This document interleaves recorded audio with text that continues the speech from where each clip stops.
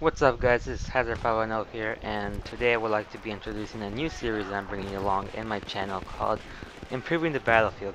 So basically, this series is about being able to improve the casual, if not already experienced Battlefield player by giving them, my thoughts about how to play the game and different tips and tricks that you could possibly learn if not, improve on if you already knew them. And so basically I wanted to start this video or this series, I wanted to start it up with an aggressive recon commentary on how to become better at it or how to improve on it.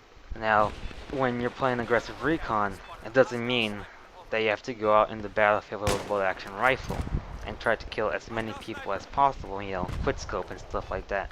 There are other weapons in the Recon class like PDWs and shotguns that can help you and your team maximize your team's success in the battlefield. With that being said, I'm going to talk about how as a Recon you can benefit yourself, your team, get a nice winning streak. At the end of the game, hopefully you'll get at least a decent score. Now, don't let that throw you off, because not many people are good in the first try. This takes a lot of practice, and I'm still practicing it myself. So, as time goes on, and you continue to practice on what I explain, or what I've taught, you will continue to get higher scores as you progress through your Battlefield experience as a Recon player. So the first thing on the list of becoming an aggressive Recon, if already, then an even better aggressive Recon is picking your gun of choice. Whether it's a bolt action, semi, PDW, or shotgun, you should always pick a weapon that suits you the best, meaning that you should be comfortable with it. Now, this means the word comfortable in the game Battlefield means that you should know how to use this weapon to its full potential, or at least to your capability. Now for me, my most comfortable weapon in the Recon class is the SV98. For all you guys who favor the bolt action over anything else in the Recon class, pay attention to my specifics that apply to my class setups and how I play the Recon class. Of course, what I mentioned about picking your most comfortable weapon is generalized to people who want to learn to use the Recon class, if not get better at it, and to use the Recon class at its full potential, or at least as best as you can. Now, on to the second thing, which is picking your sidearm. You should always pick a sidearm that you know best, just like the primary when you're picking a primary. Now, sometimes your sidearm has to balance your primary. By that, I mean if you're using AS Val, it's good in close quarters, it's decent in medium range, but it's not so good in long range. So maybe you want something that handles long ranges pretty effectively, like a 44. Scoped, unscoped, doesn't matter. Something that suits long ranges. In the end, it is your choice, but that's how most of my setups are like. For example, when playing with the SV98, I tend to get into people's faces a lot. So I picked the M1911 because of its decent hip fire accuracy, its capability of being able to shoot accurately even during suppression, and its high damage. As you can tell, I'm running through each slot of the class customization, but it's always important to know what everything has to offer, because not everyone checks or actually thinks about what they are choosing for their class setup. So, going back to the topic here, the third thing is your gadget. This varies on the map, game mode, or in general, it's just personal choice. But something I would suggest is for stationary game modes like TDM, where the maps are pretty small and they'll open up as time goes on, like Rush when you explode the MCOMs. I would suggest the Tugs, which is basically kind of like a stationary motion sensor that detects movement and appears on everyone's minimap. But when you're playing game modes such as Rush, Conquest, where the maps are very open and big, and in Rush where the maps extend as you explode MCOMs, I suggest the Mav to go up in the air and spot as many people as you can, and if you're on TeamSpeak, you can tell people's exact position and kind of do a bird's eye view of the place, like a Guardian Angel type of gameplay, if you will, with you and the people that you're playing with. In the end, it is just personal preference here. It doesn't matter, it just depends on game modes, maps, and what you want to do. But I prefer the MAV in general because you can use it whenever you want, and it is a mobile motion sensor. You don't have to actually press Q every time, it's just a mobile motion sensor. Now the perk is something important, especially for those bolt action, semi-auto, and those people who like to use slugs and the shotgun type of users. For those who I haven't mentioned, the perk is completely up to you, and of course keep an eye out on your squad, make sure that you guys are not perk stacking. If you guys are, and if it's you and another person, say for example, it's better off for you to switch your own perk, because odds are if you ask them to switch perks, they will most likely ignore you. So moving on. Um, Now, as I said, the perk is very important for those who I've mentioned. So for those who I've mentioned, bolt action, semi-auto users, and people who like to use slugs, you should choose the cover perk. Now, last I've heard, which was in the early days of BF3, or the early starting weeks of BF3, the cover perk wasn't all that great because it wasn't so effective in reducing your suppression. But because you're gonna be sniping off on the sides and pushing forward slowly, you shouldn't get so much suppression as you would as if you were playing an assault player and going straight ahead and trying to kill as many people as possible, Because then there, suppression wouldn't be much help. The cover perk wouldn't be so much help. But when you're like sniping off to the side on the maps or something, when you're back and trying to spot as many people as you can, and if you get suppressed, it won't be as bad as if you didn't have it. So, I mean, just take that in mind. Of course, you don't have to use it, but it does help in the long run.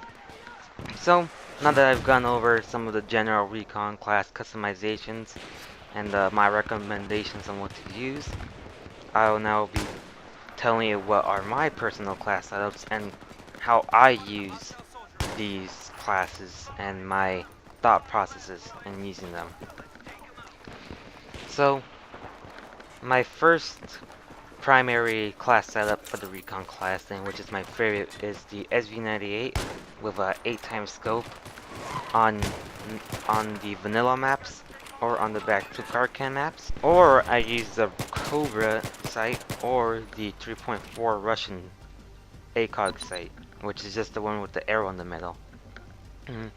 Those sights, I use them for the close quarter DLC maps, Danya Fortress, Ziva Tower, etc. My second attachment is straight pull bolt, which is basically just being able to shoot your bullets at a more faster rate. I also use the laser sight because the SV98 is the most accurate sniper rifle from shooting from the hip, so I have better hip fire accuracy. My secondary weapon is the M1911 Tactical, the one with the flashlight. I use this one because, as I said before, it has decent hip fire accuracy, its capability of shooting accurately even during suppression, and its high damage. I use the tugs in TDM or the MAV and Rush. This applies on all of them, on all my class setups for the Recon. You should always put down the tug or MAV whenever you're going to be staying in one spot for a bit, and then pick it up when you move forward. And just so that your team can know if there's people around them trying to backridge them or something like that. And then spawn beacon. Take this in mind, guys. The direction where you place your spawn beacon at, where you look at when you place the spawn beacon is the direction where people are going to spawn at.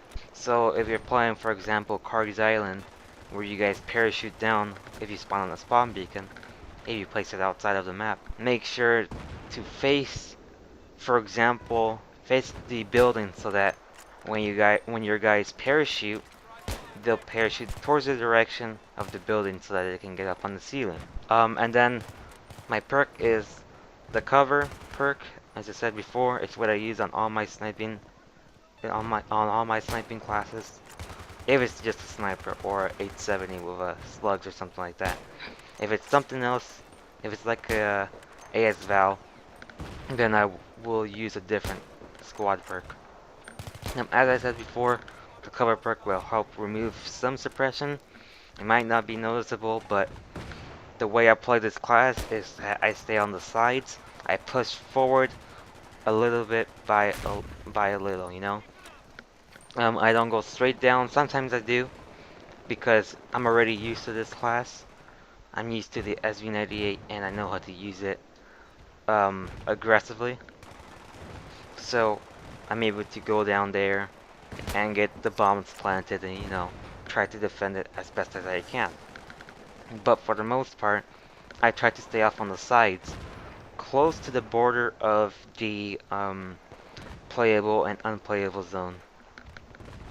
So from there, you can spot people. I don't try to shoot people because I'm not very good at the long range shots. I still can't judge the leading or the altitude setting for them. So if I do miss and don't get to, then I leave myself exposed in the radar. So there's that. All right. That's how I use my SV98. I'll get more in detail on how I use my classes when I continue my aggressive Recon series. But I'm just giving you guys a general description of how I use it. My second class is the M98B 8x scope on vanilla maps and back to Arkham maps. This sniper I don't use on the close quarters map, on the close quarters DLC maps, Zebo Tower, etc. Because even with straight pull bolt, it's not fast enough as the SV98. So the reason why I chose this M98B is because it's a hard hitter. It's one of the fastest, or I think it is the fastest it has the fastest bullet speed of a sniper. My secondary is 44 Magnum because I don't rush with this setup as I would with the SV98, so I can just stay back a little bit.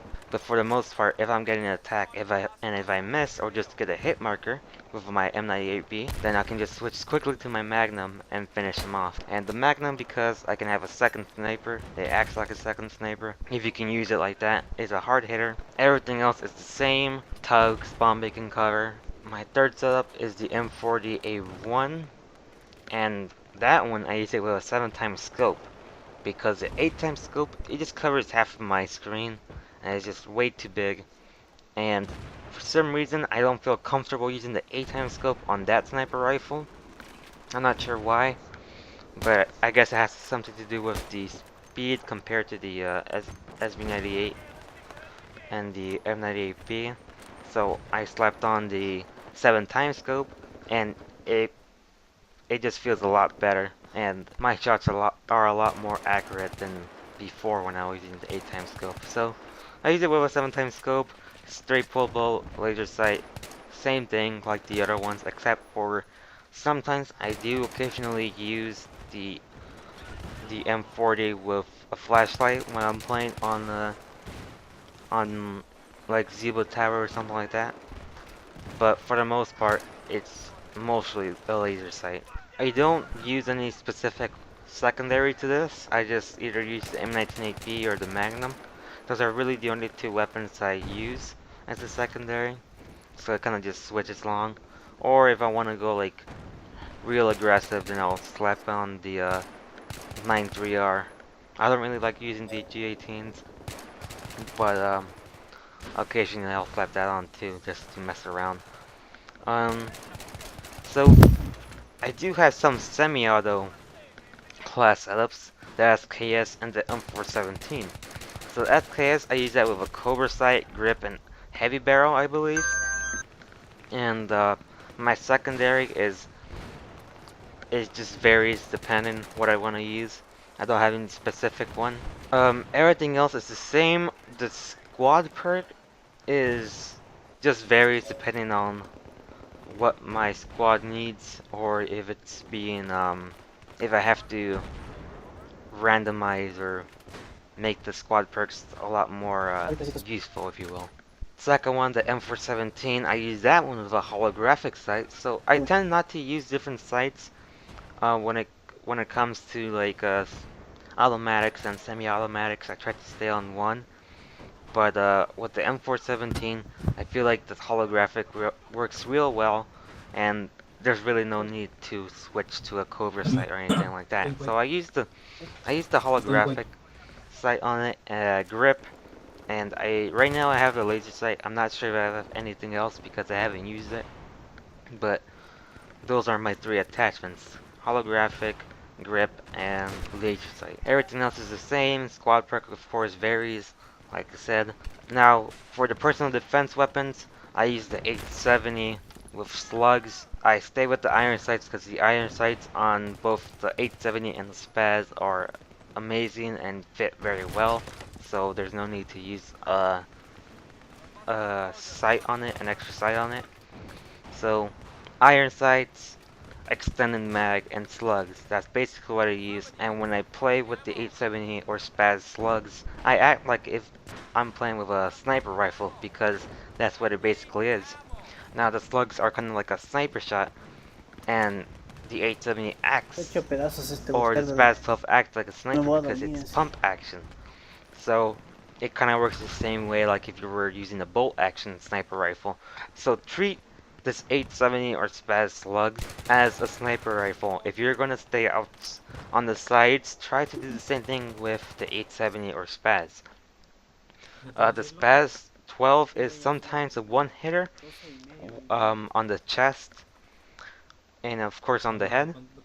The 870 is a lot more better in my opinion for the long ranges. And it works as a sniper rifle. You can slap on a 6x scope. That's what I sometimes do. So the other weapon I use is the AS Val. That I slap in a Cobra and I slap in the laser sight. You don't have a third attachment available because it's due to the silencer that's already equipped into the AS Val. And really that's it. So I really hope that you guys learned something from this episode that I made for you guys, and I hope it helps. I'll be coming up with more as time goes on, and we'll be moving on to Battlefield 4. I'm getting it for PC and PS3, and I'll do getting better at the Battlefield for Battlefield 4 as well. So that's it for today, guys. Hopefully you guys learned something I said before, and please, I never really asked this, but if you guys could do me a favor and hit that like and subscribe button if you guys do like my content. So thank you guys.